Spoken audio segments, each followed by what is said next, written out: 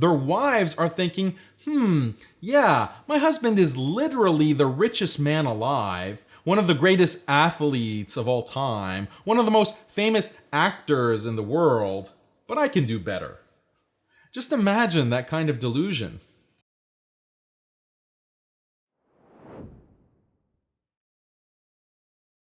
If you don't know who Tom Brady is, he is considered the greatest American football player to ever play.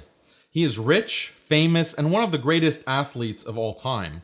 But for some reason, that was not enough for his wife of 13 years, who decided all of a sudden to divorce him. What can Muslims learn from this? Well, in the Muslim community, there has also been a rapid rise in divorce. And just like in the case of Tom Brady, the vast majority of the divorces are initiated and pushed by the wives. They're the ones who want to get out of these marriages. When we talk about this disturbing problem, you have people in the community who are quick to point the finger at Muslim men and blame Muslim men. People say, oh, look at these abusive Muslim men. Why don't they take better care of their wives? Men need to do better and man up and give women more and more rights because they're just so abused. But is it really abuse from men that is driving divorce?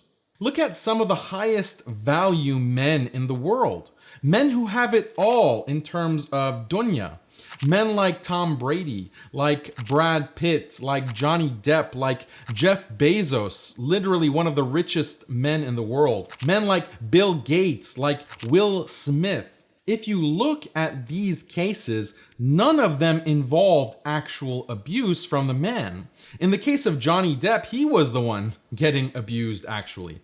But in all these cases, the women are the ones pushing for divorce, and there is no indication that their husbands mistreated them in any serious way. So if these men at the top of dunya are not able to keep a woman married to them, what chance do the rest of us have?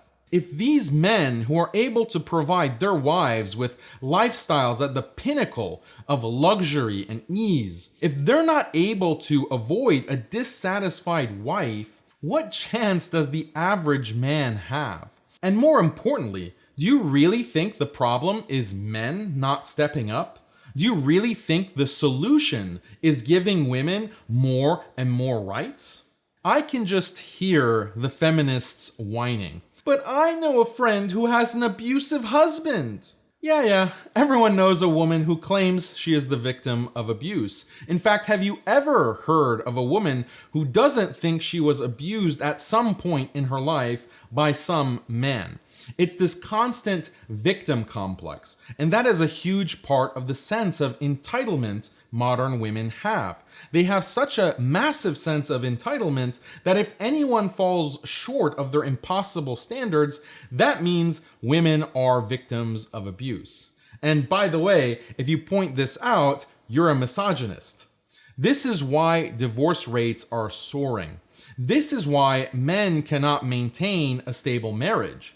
Women have such an inflated sense of entitlement nowadays that even the most handsome, the richest, the most high status men are not even good enough. And to top it off, you have a legal system that incentivizes women to get divorced. If you can divorce your husband and keep half his wealth at minimum and keep the kids, not face any kind of stigma, and even be celebrated socially as a strong, independent woman, well then many women will gladly take that option. Think about it. We have a system where women have no hesitation kicking men like Brad Pitt, Tom Brady, Jeff Bezos, Bill Gates to the curb.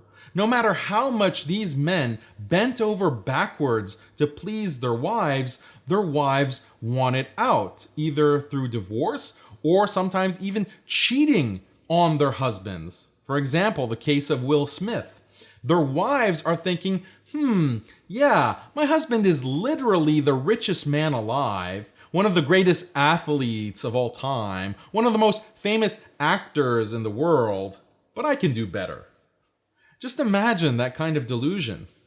So, in summary, the problem is not that men are not giving women their rights, or men are not being alpha enough, or men are not being compassionate enough. Men are not the problem here. And to be honest, women aren't the problem either.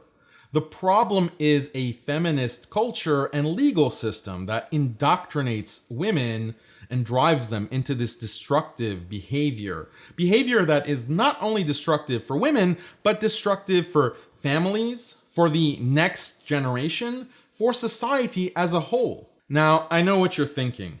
What is the solution? Well, this is a systematic problem. It's a problem that's bigger than just you and me as individuals. This is why, as Muslims, we need an Islamic nation, a khilafah, that can uphold Islamic values and Islamic family law. When you see these secular Muslims saying, well, we can live under secular law and practice Islam at home, we can enjoy the religious freedoms in secular countries, all that is a complete delusion. How can you practice Islam fully if you can't even get married, if you can't sustain a happy, loving marriage? Isn't the Prophet ﷺ reported to have said that marriage is half the deen? If Muslims cannot get married and stay married, how can they maintain their chastity? How can they find their other half and live a righteous life with peace and sakina? So yeah, a secular country with quote-unquote religious freedom, sure, they'll let you pray your prayers, but when it comes to the values that are propagated through education, media, and culture at large, when it comes to family law and whether divorce is being incentivized and whether women's sense of entitlement is being inflated to infinity, and that means that you are at the mercy of atheists who, guess what? Hate Islam and hate the institution of marriage and arguably hate men and masculinity. So there is no solution for Muslims. Actually, scratch that. There is no solution for humanity except through Islam.